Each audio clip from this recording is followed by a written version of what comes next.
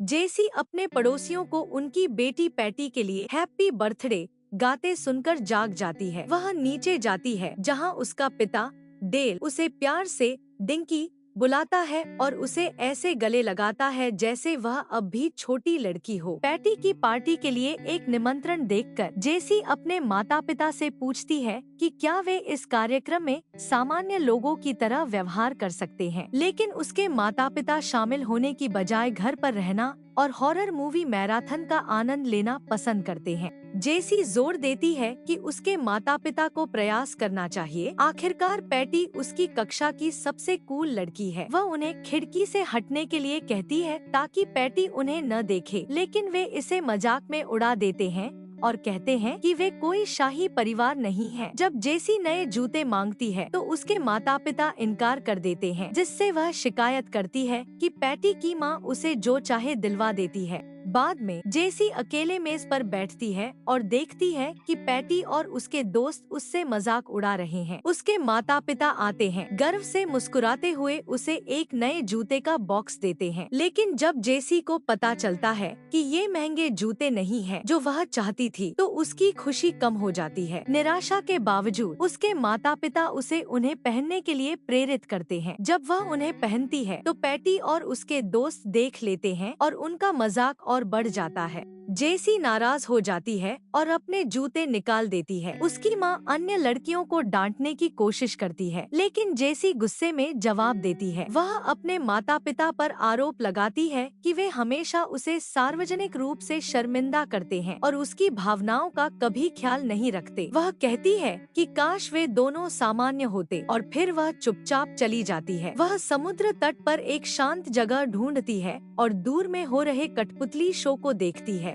कठपुतली कलाकार उसे अकेला और दुखी बैठे देखता है और सुझाव देता है कि वह कठपुतली मिस्टर ब्लैकटीथ से बात करे। ब्लैकटीथ उससे बात करता है और जानना चाहता है कि उसे क्या परेशान कर रहा है। जेसी अपने परेशान करने वाले माता पिता के बारे में बताती है। कठपुतली मजाक करने की कोशिश करता है, लेकिन जेसी को यह मजेदार नहीं लगता। जब वह जाने की कोशिश करती है तो ब्लैकटीथ उसे रोकता है और वादा करता है कि वह उसे उसके माता पिता को नियंत्रित करने की शक्ति दे सकता है। जेसी ब्लैकटीथ के निर्देशों का पालन करती है, अपने माथे पर 3 बार टैप करती है और कहती है, यही तरीका है। ब्लैकटीथ हंसता है, यह साबित करते हुए कि जादू प्रभावी हो गया है। अगले सुबह वह नीचे जाती है और पाती है कि उसके माता पिता रसोई में नहीं है। उनके बेडरूम की ओर जाती है और पाती है कि वे बिस्तर पर मूर्तियों की तरह लेटे हैं। वह उनसे बात करने की कोशिश करती है, लेकिन वे चुप रहते हैं। शुरू में वह सोचती है कि शायद वे उसे अनदेखा कर रहे हैं।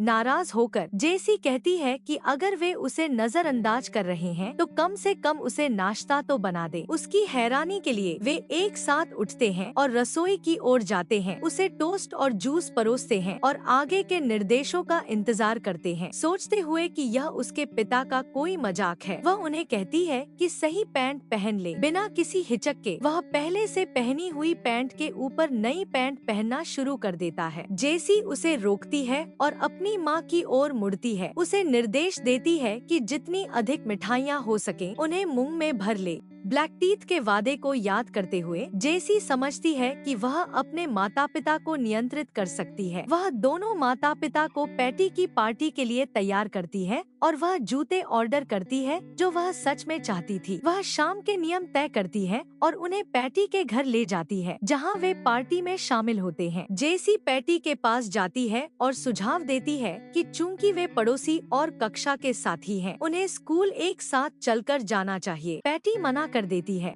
पैटी की माँ आती है और अपनी बेटी की स्कर्ट पर दाग देखकर गुस्सा हो जाती है। वह पैटी को ऊपर जाकर कपड़े बदलने का आदेश देती है। जब वह चली जाती है, जेसी फ्रिज पर पैटी की तस्वीरें देखती है। एक आदमी डेल के पास आता है और शिकायत करता है कि पार्टी कितनी उबाऊ है और हर साल वे क्यों आते हैं। वह जेसी के पिता से कहता है कि माहौल को हल्का करने के लिए मजाक करें, लेकिन डेल चुप रहता है और स्थिर खड़ा रहता है। बालकनी पर अकेले जेसी देखती है कि पैटी जानबूझकर अपने ड्रेस पर सॉस गिरा देती है। सभी उसके ऊपर हंस पड़ते हैं। पराजित महसूस करते हुए जेसी कहती है कि उसकी माँ सही थी, वे सभी बस हारने वाले हैं। वह अपनी माँ को कोने में खड़ा और दूसरों के साथ हंसते हुए देखती है। रात में तीनों साथ बैठकर मूवी देखते हैं। जेसी अपनी माँ से कहती है कि वह उसे कल स्मूदी बना कर दे। जब उसकी माँ पूछती है कि कौन सी स्मूदी, जेसी कहती है कि उसे सरप्राइज दे, लेकिन कठपुतली की तरह उसकी माँ समझ नहीं पाती कि इसका मतलब क्या है। वह अपने पिता की ओर गले के लिए मुड़ती है और डेल उसे एक सामान्य सुकून देने वाला गले लगाता है। जेसी पुरानी पारिवारिक तस्वीरों पर नजर डालती है, अतीत की यादों में खो जाती है, फिर अपने माता पिता के पास लौटती है और उन्हें रुकने के लिए कहती है। वह उन्हें अपने असली स्वरूप में लौटने का निर्देश देती है, लेकिन वे नहीं जानते कि कैसे। वह अपने माथे पर 3 बार टैप करती है और वही वाक्य दोहराती है, लेकिन कुछ नहीं होता। अगले सुबह जेसी समुद्र तट पर लौटती है, लेकिन ब्लैकटीथ वहाँ नहीं होता। दीवार पर लगी एक पोस्टर उसकी नजर में आता है। अंतिम शो कार्टर बे में है। वह वहाँ दौड़ती है, लेकिन कुछ नहीं पाती और रो पड़ती है। अचानक वह ब्लैकटीथ की आवाज सुनती है और उसका अनुसरण करती है, जहां कठपुतली शो अभी भी जारी है, इस बार उसके माता पिता की नकल करते हुए। जब शो समाप्त होता है, कठपुतलियां उसे देखती हैं और मदद मांगती हैं, यह संकेत देते हुए कि उसके माता पिता और कठपुतलियों ने स्थान बदल लिया है। ब्लैकटीथ प्रकट होता है और पूछता है कि क्या उसे अपने निर्णय पर पछतावा है, यह बताते हुए कि उसके माता पिता अब बहुत लोकप्रिय हो गए हैं। जेसी स्वीकार करती है कि वह अपने माता पिता वापस चाहती है। ब्लैकटीथ समझाता है कि केवल एक ही तरीका है। शो का एक लड़का आगे आता है और अपनी कहानी सुनाता है। एक बार अपने माता पिता से झगड़े के बाद ब्लैकटीथ ने उन्हें कठपुतलियों में बदल दिया था।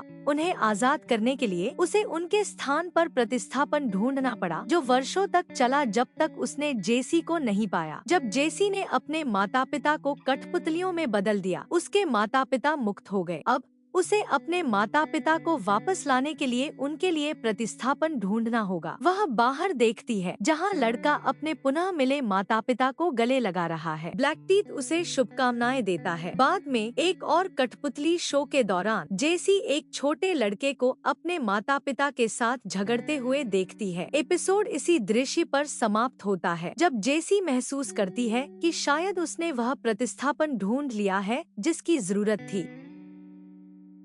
चैनल को लाइक और सब्सक्राइब करना ना भूले।